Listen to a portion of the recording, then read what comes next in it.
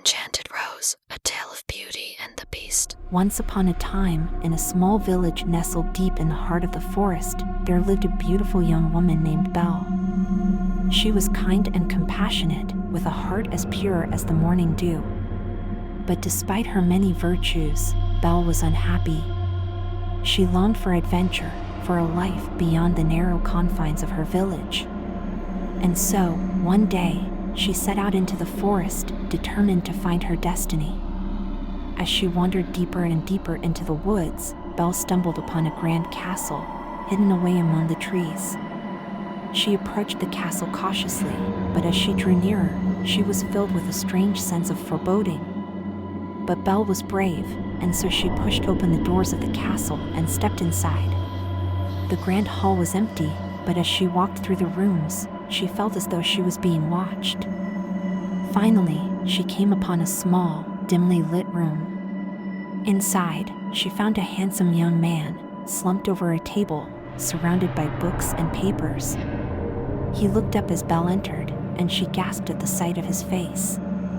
It was twisted and scarred, as though it had been burned in a terrible fire. But despite his disfigurement, Belle saw something kind and gentle in his eyes. "Who are you?" she asked, stepping closer to the young man. "I am the Beast," he replied, his voice deep and mournful.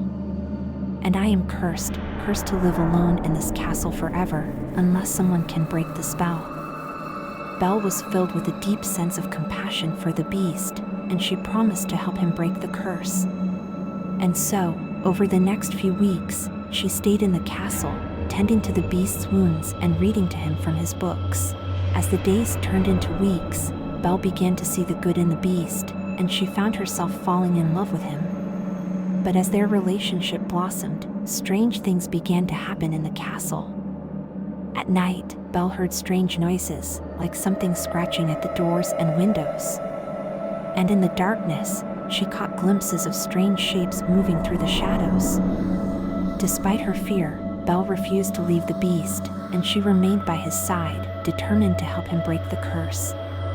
But as time went on, she began to realize that the curse was more powerful than she had ever imagined. One night, as Belle lay sleeping in her room, she heard a loud banging at her door. She jumped out of bed and rushed to the door, but when she opened it, she found nothing but darkness. Suddenly, she felt a cold, clammy hand on her shoulder. She turned around, but no one was there. And then, she heard a voice, low and menacing. "You cannot save him, Belle," the voice whispered. "He is mine, and I will never let him go." Belle tried to run, but the darkness was all around her, closing in on her from every side. She heard the sound of something breathing behind her, and she knew that she was in terrible danger. As she turned to face her attacker, she saw the Beast standing before her, his eyes glowing with an otherworldly light. He was no longer the gentle creature she had come to love. He was a monster, filled with rage and fury. Belle tried to run, but the Beast was too fast. He grabbed her by the throat, squeezing the life out of her. She gasped for air, her vision growing dimmer by the second. But just as she thought she was going to die, she heard a sound in the distance, the sound of a church bell tolling.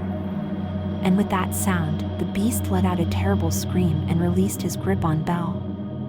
She fell to the ground, gasping for air, as the Beast staggered backwards, clutching at his chest. In that moment, Belle realized that the curse that had been placed on the Beast was more powerful than she had ever imagined. It was not just a simple spell, but a curse that had twisted his soul and turned him into a monster. But despite the danger, Belle refused to give up. She knew that the Beast needed her, and she was determined to save him, no matter the cost. And so, she gathered her courage and set out to break the curse. She searched the castle for clues, poring over ancient tomes and consulting with wise men and women from the village. Finally, after weeks of searching, she discovered the key to breaking the curse, a rare flower that grew deep in the forest, guarded by a powerful and malevolent spirit. Belle set out into the forest, determined to find the flower and bring it back to the Beast. She journeyed deep into the heart of the woods, facing down dangers at every turn. Finally, after days of searching, she found the flower growing on the edge of a dark and foreboding swamp. As she reached out to pluck the flower, she felt a cold hand on her shoulder.